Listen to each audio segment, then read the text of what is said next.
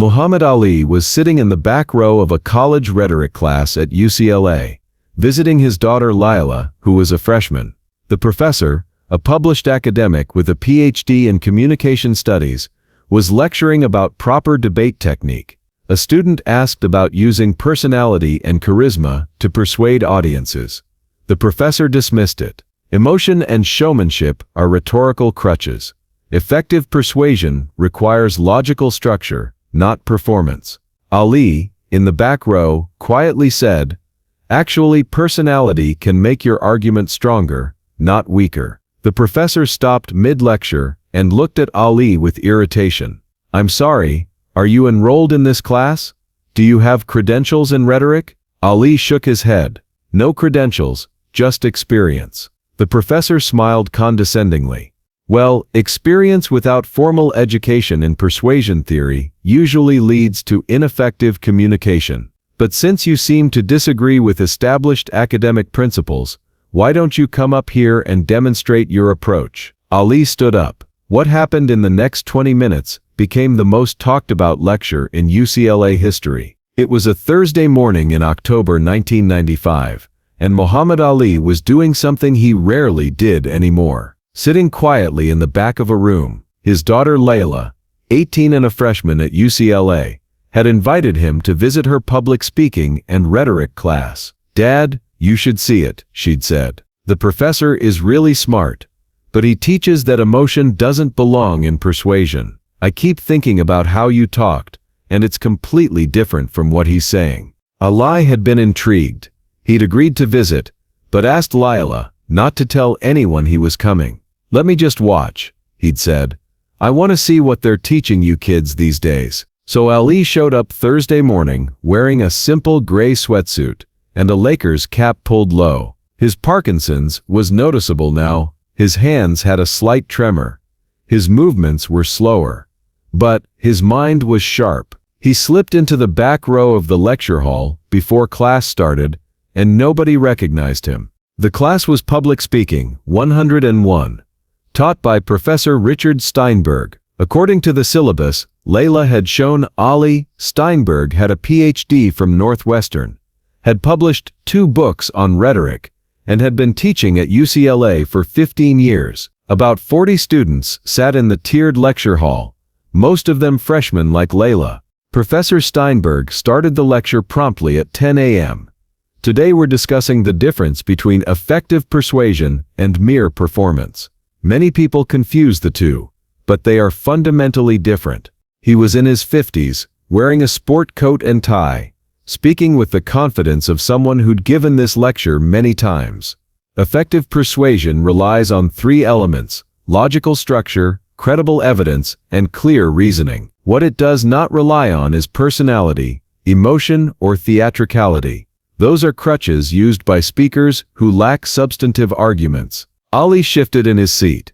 He knew where this was going, and he didn't like it. Steinberg continued, warming to his theme. The ancient Greeks understood this. Aristotle's rhetoric focused on logos, logical argument. Yes, he mentioned ethos and pathos, credibility and emotion, but those were secondary to logical structure. Modern persuasion theory has validated this. The most effective speakers are those who construct sound arguments, not those who perform. A student raised her hand. "But Professor Steinberg, what about speakers who use personality and still persuade people, like entertainers who get political messages across, or activists who use charisma?" Steinberg nodded, as if he'd expected this question. "Those speakers succeed despite their reliance on personality, not because of it. Yes, charisma can attract attention, but it doesn't create lasting persuasion. Once the performance ends, the message fades. Solid argumentation creates lasting change." Another student spoke up. "What about Muhammad Ali? He used personality and showmanship all the time, and he persuaded millions of people about civil rights, about the Vietnam War." Muhammad Ali, Steinberg interrupted with a slight smile, is an excellent example of charisma without substance. Yes, he was entertaining. Yes, he attracted attention. But his arguments against the Vietnam War, his political statements, They were emotionally charged, but logically weak. He succeeded as a boxer, not as a rhetorician. If he'd had formal training in argumentation, he could have been much more effective. In the back row, Ali felt his eyebrows rise. He could have been more effective, that was something. Lila, sitting in the third row, turned around to look at her father. She knew that expression. Ali gave her a small smile and a subtle shake of his head. Not yet. Steinberg pulled up a slide on the projector. Let's analyze one of Ali's famous statements. I ain't got no quarrel with them Viet Cong. This became a rallying cry for the anti-war movement. But notice, there's no logical argument here. No evidence, no reasoning, just an emotional declaration. It's rhetorically weak. A student challenged him. But it worked. That statement changed how people thought about the war. It created a moment, Steinberg corrected. But moments aren't arguments. Proper argumentation would have been, the Vietnam War is unjust because X, Y, and Z. Here's the evidence. Here's the reasoning. Ali's approach was all performance, no substance. He got lucky that the cultural moment aligned with his emotional appeal. Ali spoke from the back row, keeping his voice calm, despite his growing frustration. Actually, sometimes emotion is the argument. Sometimes making people feel something is more powerful than giving them facts they'll forget. The entire class turned to look at him. Steinberg stopped mid-lecture, clearly annoyed by the interruption. I'm sorry, Steinberg said, with poorly concealed irritation. Are you enrolled in this class? Do you have credentials in rhetoric or communication theory? No credentials, Ali admitted, his voice slightly slurred from Parkinson's, but still clear. Just 40 years of talking for a living. Steinberg set down his notes and crossed his arms. Well, 40 years of talking without formal training in persuasion theory usually leads to ineffective communication. That's precisely why we study rhetoric academically, to avoid the mistakes that self-taught speakers make. He looked at Ali more carefully, seeing just a middle-aged man in a baseball cap, with a slight tremor in his hands. But since you seem to think emotion and personality are valid rhetorical strategies, contrary to what communication research shows, why don't you come up here and demonstrate, show the class your approach? The challenge was clear and condescending. Steinberg was expecting to embarrass someone who'd spoken out of turn. Lai looked at his daughter. Lila was grinning, waiting to see what would happen. He looked at the other 40 students, all watching this exchange with interest. Ali stood up slowly. The Parkinsons made quick movements difficult, and walked down the steps toward the front of the lecture hall. Please, Steinberg said with a slight smirk, enlighten us about your theory of rhetoric. Ali reached the front of the room and turned to face the class. Before I demonstrate, can I ask you something? What? Do you know who Muhammad Ali is? Steinberg looked confused. Of course, we just discussed him. Entertaining boxer, weak rhetorician, relied on emotion instead of logic. Why? Because I'm Muhammad Ali, Ali said calmly. And you just said I could have been more effective with formal training. I'm curious what formal training would have taught me that 40 years of talking to presidents, reporters, governments, and millions of people didn't. The classroom exploded. Students gasped. Several stood up. Phones came out. Lila was beaming. Steinberg's face went from condescending confidence to absolute shock. His mouth opened, but no words came out. Ali addressed the class directly, his voice gaining strength despite the Parkinsons. Here's the thing about persuasion. Professor Steinberg is right that logic and evidence matter. But he's wrong that emotion and personality are crutches. They're tools, and sometimes they're the most powerful tools you have. He gestured to Steinberg. The professor said my statement, I ain't got no quarrel with them Viet Cong, had no logical argument. Let me explain why that statement worked better than any academic argument could have. Ali began to speak, and something happened. The tremor in his hands didn't matter. The slower speech from Parkinson's actually made his words more deliberate, more powerful. He was still Muhammad Ali, and when he talked, people listened. In 1966, America was being told that Vietnam was about freedom, about stopping communism, about protecting democracy. The government had all the facts, all the experts, all the logical arguments about why the war was necessary. They had PhD professors writing papers about domino theory and geopolitical strategy. He paused, letting that sink in. And then I said 7 words. I ain't got no quarrel with them Viet Cong. Was it a formal argument?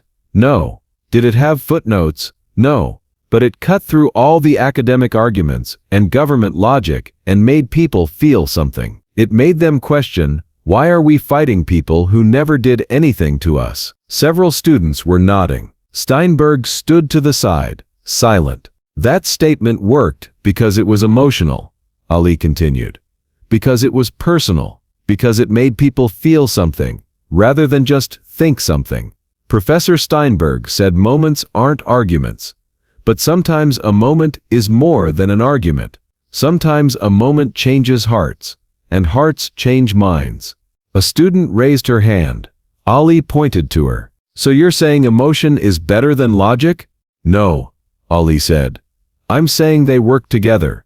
You need both. But Professor Steinberg teaches that emotion is a weakness, a crutch. That's wrong. Emotion is what makes people listen long enough to hear your logic. He turned to Steinberg. You said I succeeded as a boxer, not a rhetorician. Let me tell you what I succeeded at with words. I talked my way out of going to prison for 5 years. I convinced the Supreme Court to overturn my conviction. I persuaded millions of people to question a war. I changed how athletes speak about politics. I made people think differently about race, religion, and what it means to stand up for your beliefs. And I did it without a PhD. Steinberg finally found his voice. Mr. Ali, I apologize. I didn't mean to suggest. You said I could have been more effective with formal training. Ali interrupted gently. What did you mean by that? Steinberg struggled for words. I just meant from an academic standpoint, theoretically. You meant that people like me, who didn't go to college, who learned by doing instead of studying, have weak arguments, right? Steinberg nodded reluctantly. Here's what you're missing, Ali said. Formal training teaches you the rules, but persuasion isn't just about following rules. It's about understanding people, understanding what they feel, what they fear, what they hope for. You can't learn that from a textbook. He walked slowly back and forth across the front of the room, and every eye followed him. When I said I'm so pretty, that wasn't just bragging. That was making people pay attention. When I said float like a butterfly, sting like a bee, that wasn't just poetry. That was making a fight memorable, making people care about boxing who never cared before. When I said I ain't got no quarrel with them Viet Cong, that wasn't just emotion, that was connecting war to ordinary people's lives. Ali looked at the students. How many of you are scared of public speaking? Most hands went up. You know why? Because you're trying to be perfect. Trying to follow all the rules Professor Steinberg teaches. Trying to sound smart and academic. But people don't connect with perfect. They connect with real. He pointed to a student in the front row. Say something you believe in. Anything. The student, nervous, said, I believe education should be free. Why? Ali asked. Because, studies show that student debt is economically harmful and creates long-term financial instability. Ali held up his hand. That's what Professor Steinberg taught you to say. Now say it like you mean it. Why do you believe education should be free? The student took a breath. Because I'm drowning in debt, and I can't even think about my future because I'm so worried about money. There, Ali said. That's persuasive. Because it's real. Because I felt it. The statistics are important, but they come after you make me care, and you make me care by being human, not by being academic. For the next 15 minutes, Ali essentially taught the class. He showed how emotion and logic work together. He demonstrated how personality isn't showmanship, it's authenticity. He explained why formal rules matter, but breaking them sometimes matters more. He emphasized connection over correctness. Steinberg sat in a chair at the side of his own classroom, watching his lecture be taken over by someone without credentials, without formal training, without a PhD, and doing it better than Steinberg ever had. When the class period ended, students surrounded Ali with questions, requests for photos, thanks for the impromptu lesson. Steinberg approached hesitantly. "Mr. Ali, I apologize for what I said. Calling you a weak rhetorician was incredibly arrogant. You were teaching what you believe," Ali said, "but you were teaching it wrong. The problem isn't that you challenged me. The problem is you taught these students that there's only one right way to persuade people. That's not true, and it kills creativity." "I thought I was teaching them to be effective," Steinberg said. "You were teaching them to be safe," Ali replied. "Safe speakers don't change the world." Ali turned to the class one more time. "How many of you want to persuade people exactly the way Professor Steinberg does?" No hands went up. "Right. You want to find your own voice. His approach would make you all technically correct, but you'd all sound the same, and nobody would remember you. Don't be afraid to be yourself. Don't be afraid to let people see that you care. Emotion isn't a weakness. It's what makes people listen." After Ali left with Layla, Steinberg had to face his students. One brave student asked, "Is there really only one correct way to persuade?" Steinberg took a deep breath. "No. Muhammad Ali is right. I've been teaching rhetoric like it's mathematics. Like there are formulas that always work, but persuasion is an art, not a science. I apologize for being so rigid." The story spread through UCLA immediately. The professor who told Muhammad Ali he could have been more effective with formal training became an instant legend. Steinberg became known for it, but he also became a better teacher. He started showing Ali clips in his classes, analyzing why emotion and personality made Ali's arguments work. When Ali died in 2016, Professor Steinberg posted a tribute. "In 1995, I told Muhammad Ali that he succeeded as a boxer, not a rhetorician. I was wrong. He was one of the greatest persuasive speakers who ever lived. He taught my class better than I'd been teaching it, showed my students that connecting with people matters more than following rules, and made me rethink everything I thought I knew about rhetoric. I learned more from Ali in 20 minutes than I learned in years of graduate school." If this story moved you, subscribe and share. Have you ever learned that breaking the rules can be more powerful than following them? Share your story in the comments.